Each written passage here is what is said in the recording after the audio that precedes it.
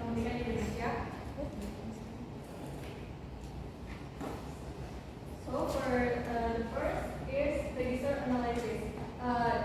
This RPS present material rich in technical vocabulary and sentence structure, commonly used in international nursing, such as the term checking vital sign and driving instruction with the into patients. This reflects an effort to provide students with the professional communication skills needs in the workplace. Yang mana RPS ini menjadikan materi yang kaya akan kosakata teknis dan struktur kalimat umum digunakan dalam dunia keperawatan internasional seperti istilah vital sign and then basic instruction to pasien. Hal ini mencerminkan usaha untuk membekali mahasiswa dengan kemampuan profesional komunikasi secara profesional yang dibutuhkan di tempat kerja. Nah, ini adalah referensi buku.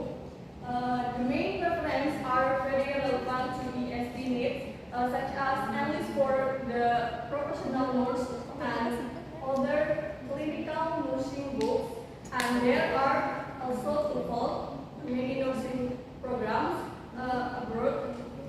For example, in America, Canada, or Australia require a certain TOEFL score as an entry requirement, especially for international applicants. However, for those who want to work in Indonesia, it can also be an added value for job application. Yang mana referensi utamanya itu sangat relevan bagi saya dengan kebutuhan PhD, karena seperti di sini ada buku Analysis for the Professional Nurse dan buku keperawatan klinis. Dapat juga buku TOEFL. Memang TOEFL tidak secara khusus untuk keperawatan, namun banyak program di luar negeri yang yang mewajibkan syarat TOEFL skor 1 itu. Tetapi bagi mereka yang ingin bekerja di Indonesia pun itu menjadi salah satu nilai tambah untuk melamar pekerjaan di Indonesia. So next is discourse analysis. The material in the RPS booklet varies for text or professional discourse, such as verbal instruction, report on patient condition, and filling in patient data. Students not only learn sentence structure, but are also encouraged to understand and use language according to the social and professional context of nursing. For example, in learning about admission to hospital or pain assessment, ini sudah saya tandain. They are trained to master the text and dialogue that will be used in field practice. Thus, the gender aspect and language function in the nursing context have been well considered in the preparation of this RPS. Yang mana materi dalam RPS ini mencerminkan berbagai bentuk teks atau wacana profesional di instruksi tunggal atau laporan kondisi pasien serta pengisian data pasien. Jadi mahasiswa tidak hanya belajar struktur kalimat secara general, tetapi juga diajak memahami dan menggunakan bahasa sesuai konteks dan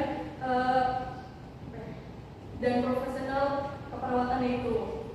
Nah, jadi misalnya di sini ada pain assessment, terus admission to pasien. Mereka dilatih untuk menguasai teks dan dialog yang digunakan dalam praktik lapangannya.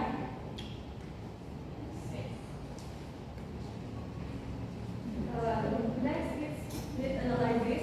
The preparation of this RPS text includes the real need of students from the Diploma 3 Nursing Study Program. The learning objectives emphasize the ability to communicate in clinical practice using English, both orally and in writing. The materials and methods used are directed to support student readiness to face situation in hospital, especially in interaction with international patient or medical personnel. This purpose that the needs-based approach has been well integrated according to main principle of PSP, yang mana penyusunan RPS ini sangat mempertimbangkan kebutuhan nyata mahasiswa dari D3 keperawatan ini.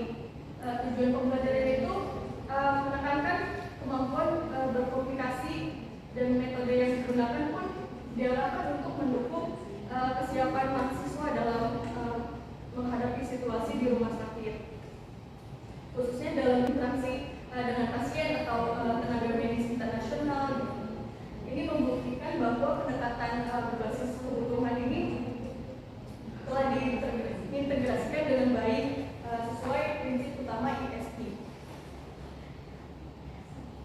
Next, the skills and strategies. This RPS focus on developing the main language skills in nursing practice, namely speaking, listening, writing.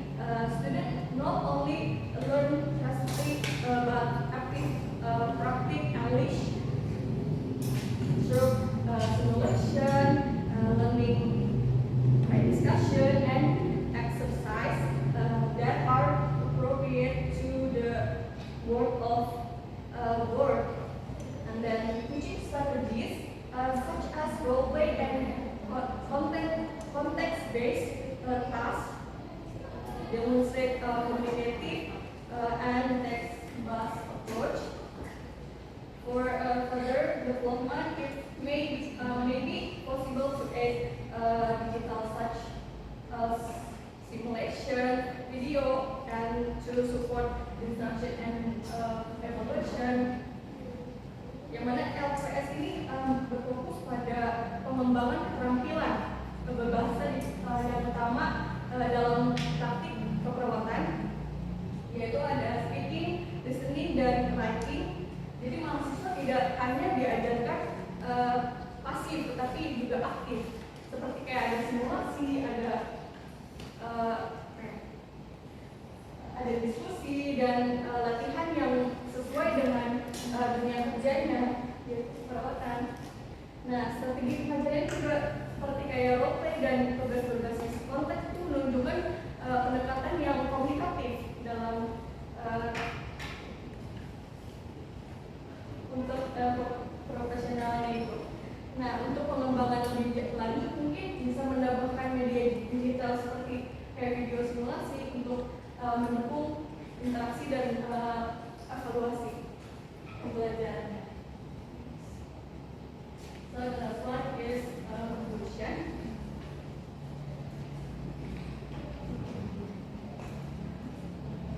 This analysis for nursing RPS is in accordance with the principle of ESP because all of components support the mastery of English in context of nursing professionals, from the selection of materials, text, example, learning strategies to evaluation. Everything is focused on meeting the needs of communication in the real world of work.